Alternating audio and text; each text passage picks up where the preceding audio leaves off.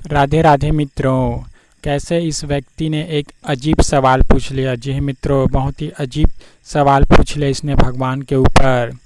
ये कहता है कि भगवान ने हमें बनाया है या हमने भगवान को बनाया है। जी हाँ मित्रों, इस टाइप का अजीब सवाल इन्होंने महाराज जी से किया कि हमने भगवान को बनाया है।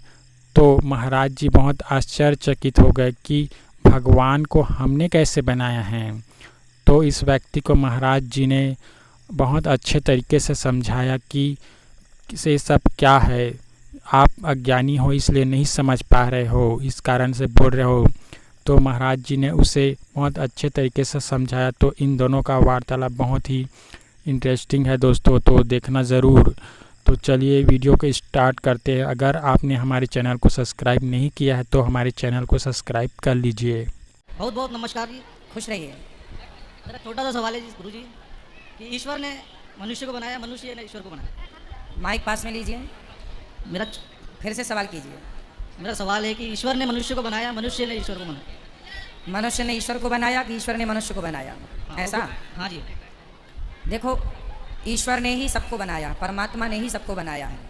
रही बात मूर्तियों की, तो मूर्तियों में जो मूर्तिकार होता है इंसान, वही पत्थर की कटिंग करके एक मूर्ति का शेप देता है। प्रतिष्ठा होती है तो वो भगवान कहलाते हैं। भाई ये बताओ कि हम जब काखा गाघा पढ़ने, ABCD पढ़ने स्कूल जाते हैं तो स्कूल में भी हमें एक पुस्तक मिलती है जिसमें ABCD लिखी रहती है।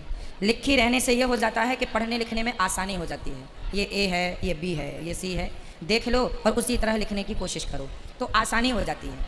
वैसे शब्दों का जो होता है ना, शब्द जो होते हैं उनका कोई आकार नहीं होता, शब्दों का कोई रूप और रंग नहीं होता। हम लोगों ने अपनी जान पहचान के लिए ए को ऐसे बना रखा है, 2 डंडे खड़े कर दिए, बीच में क्रॉस कर दिया, ए हो गया, ठीक है। उसी तरह जैसे इंग्लिश के ABCD को, हिंदी के काखा गाघा को पहचानने के लिए हम लोगों ने उसे रूप दे रखा है कि ए ऐसे बनेगा, आ ई उ ऐसा बनेगा। उसी तरह ईश्वर को किसी रूप रंग की ज़रूरत नहीं है। लेकिन हम जैसे तुच्छ प्राणी, हम कैसे बताएं आप लोगों को कि भगवान दिखते कैसे हैं? तो आप लोगों को बताने के लिए हमारे ऋषि मुनियों ने एक पत्थर में एक सुंदर सी आकृति प्रदान कर दी और कह दिया कि देखो, आप इनको देख लो, इनमें ही उस परमात्मा की कल्पना कर लो कि ईश्वर वैसा है। तो इंसान ने भगवान नहीं बनाया, भगवान तक पहुँचने के मार्ग बनाए हैं कि ईश्वर तक पहुँचने का ये भी मार्ग है। जगन्नाथ जी कौन है? बिहारी जी कौन है? ये कोई मूर्तियाँ नहीं हैं कि हमने बनाए हैं, ये प्रकट हुई हैं। बिहारी जी को हरिदास जी ने प्रकट किया है, ठाकुर जी जगन्नाथ जी खुद प्रकट हुए हैं, खुद भगवान आके उनको बनाए हैं।